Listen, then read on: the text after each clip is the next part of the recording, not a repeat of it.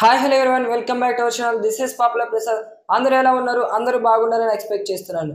అయితే మనం ఈ వారం మూడో వారం బిగ్ బాస్ హౌస్లో నామినేషన్స్ అబ్జర్వ్ చేసుకుంటే నామినేషన్స్ అనేవి అంత ఫైర్గా అయితే ఏం జరగలేదు, బట్ లిటిల్ బిట్గా ఫైర్గా అయితే జరిగాయి.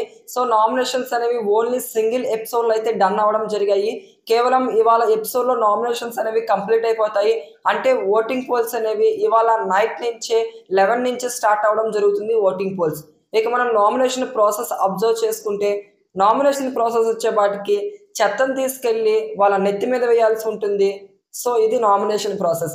చాలా డిఫరెంట్గా ఉంది కదా నామినేషన్స్. ఆల్రెడీ ప్రీవియస్ సీజన్స్లో కూడా జరిగిందే. దీన్నే లీవ్స్ నామినేషన్స్ అని కూడా అన్నాం మనం.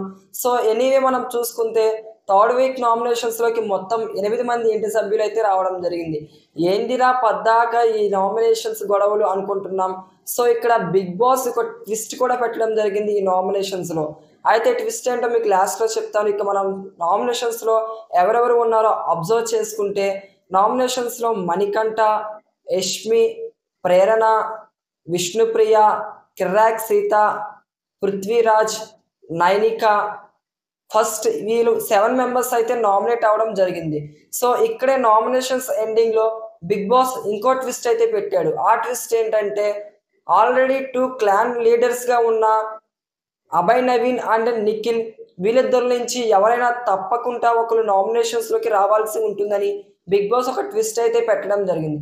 సో దీంతో అభయ్ నవీన్ డైరెక్ట్గా నామినేట్ అయ్యాడు. సో అభయ్ నవీన్తో కలిపి మొత్తం 8 మంది ఇంటి సభ్యులు అయితే మూడో వారం నామినేట్ అవ్వడం జరిగింది. మరి ఈ 8 మందిలో మీ యొక్క ఫేవరెట్ కంటెస్టెంట్ ఎవరు? మీరు ఎవరికి ఓట్ చేస్తారు? తప్పకుండా కింద కమెంట్ సెక్షన్లో కమెంట్ చేయండి. ఎందుకంటే ఎవరి ఫ్యాన్ ఫాలోయింగ్ ఎంత ఉందో తెలియాలి కదా. సో కమెంట్ల ద్వారానే తెలుస్తుంది. సో తప్పకుండా మీ ఫేవరెట్ కంటెస్టెంట్ని కమెంట్ చేయడం మాత్రం మర్చిపోమాకండి. ఇక ఉంటా. Bye bye guys.